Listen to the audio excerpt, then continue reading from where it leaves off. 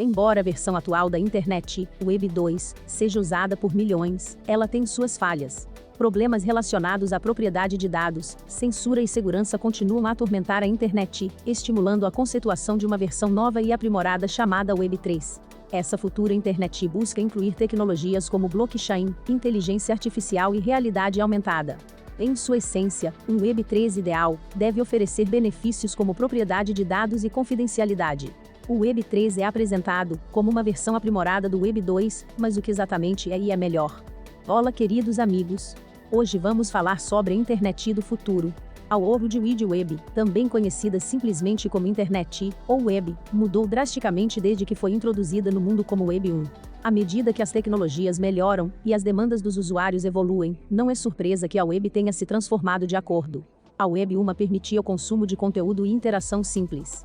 A Web 2, parcialmente moldada pela explosão dos smartphones e do acesso móvel à internet, possibilitou aos usuários consumir e criar seus próprios conteúdos. Agora, surgiu um novo conceito de uma futura web conhecida como Web 3. Espera-se que esta última iteração da internet permita que os usuários não apenas consumam e criem conteúdo e dados, mas também os possuam. Amigos, se você deseja negociar no mercado à vista, ou negociar futuros na exchange de criptomoedas da Binance com até 45% de desconto nas taxas de negociação, quero recomendar o site Binance Club com instruções sobre como obter o desconto. Basta visitá-lo.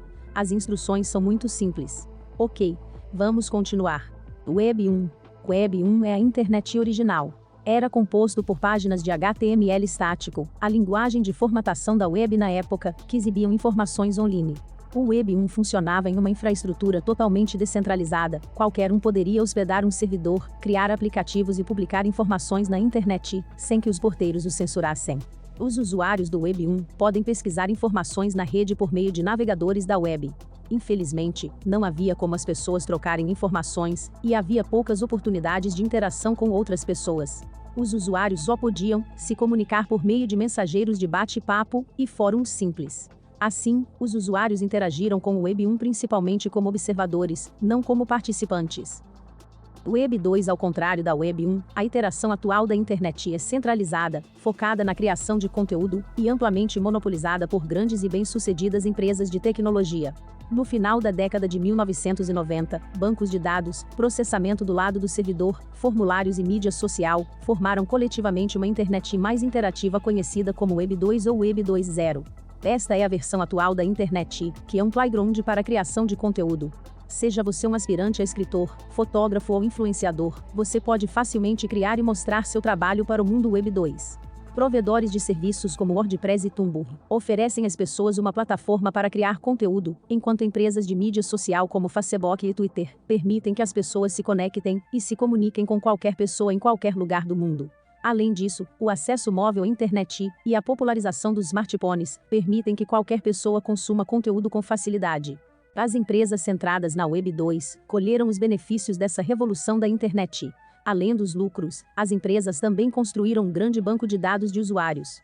Empresas maiores como Google e Facebook compraram outras menores, acumulando uma rede global central de usuários e seus dados.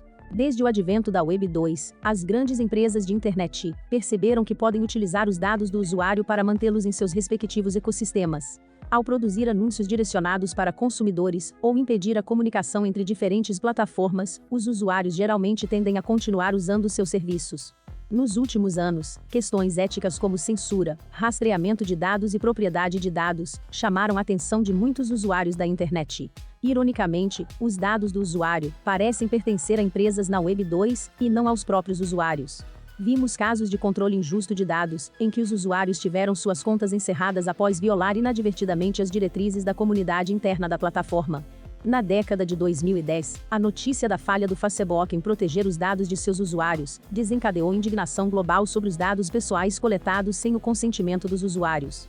Para resolver esses problemas, alguns apresentaram uma solução que combina os benefícios da Web 1 e da Web 2: descentralização e participação do usuário.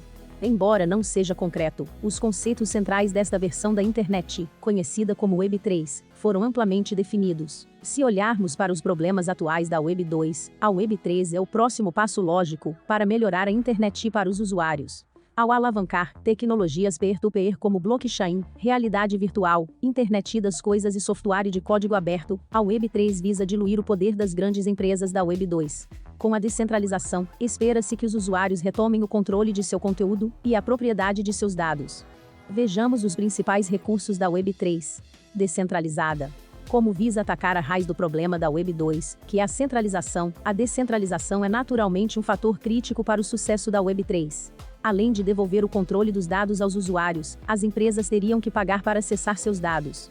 A descentralização tornaria os pagamentos criptográficos nativos acessíveis a qualquer pessoa e eliminaria a necessidade de intermediários caros na infraestrutura tradicional de pagamento da Web2. Sem permissão. Em vez de algumas grandes entidades controlando a participação ou proibindo a comunicação entre plataformas, qualquer pessoa pode interagir livremente com outras pessoas na Web3. Sem confiança. A rede na qual a Web3 se baseia permitiria que os usuários participassem sem confiar em nada além da própria rede. Esses ideais serão amplamente apoiados por blockchain e criptografia.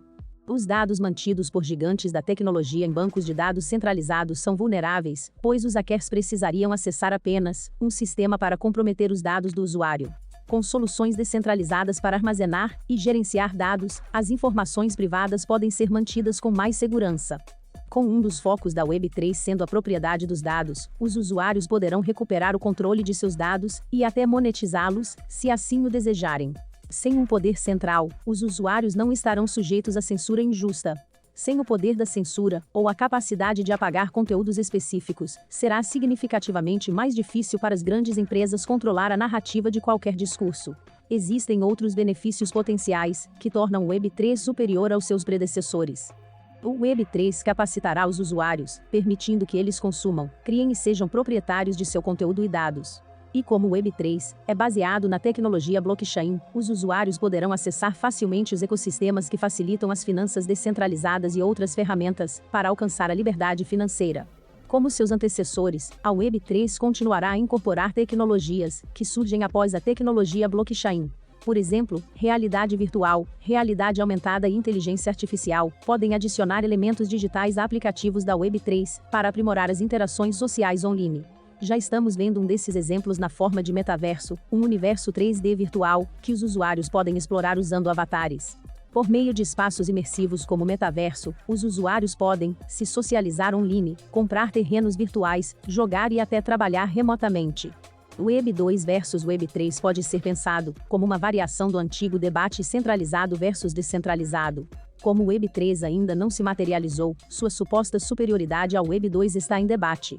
No entanto, com sua infraestrutura descentralizada, o Web 3 poderia enfrentar os escândalos relacionados a dados que vimos com o Web 2 e devolver o controle aos usuários.